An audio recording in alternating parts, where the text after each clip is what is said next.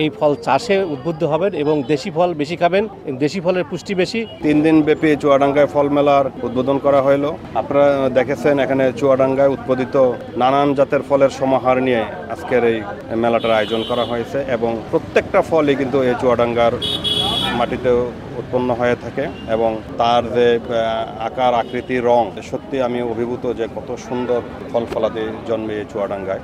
আমরা এই ফল মেলা উদ্বোধন করলাম, আমাদের মাননীয় জেলা প্রশাসক মহোদয় ছিলেন আমাদের সাথে প্রধান অতিথি হিসেবে। আমরা আশা করছি এই চুয়াডাঙ্গা জেলায় যে ফলগুলান এখানে আমরা সমারোহ ঘটিয়েছি, সবাই দেখে এই ফল চাষে উদ্বুদ্ধ হবেন এবং দেশি ফল বেশি খাবেন, দেশি ফলের পুষ্টি বেশি। আমাদের এই দেশি ফলগুলোকে যদি এগিয়ে নিতে পারি তাহলে আমাদের পুষ্টির চাহিদা কিন্তু অনেকাংশেই পূরণ হবে। সেই নিরিখেই আজকের এই ফল মেলা। এখানে সকলের আমি আশা করছি যে সকলেই যেন এখানে এসে আমাদের এই ফল মেলা পরিদর্শন করেন এবং ফল চাষে উদ্বুদ্ধ হন। এখন যে প্রশ্নটা করা হয়েছে যে বিভিন্ন জাতের ফল বাইরে থেকে এখানে আসতেছে, এসে এই ফলটা সম্প্রসারণের চেষ্টা করা হচ্ছে ব্যক্তিগতভাবে আর কি। আমি 2-1টি বাগান পরিদর্শন করেছি, বিশেষ করে আঙ্গুর বাগানও পরিদর্শন করেছি।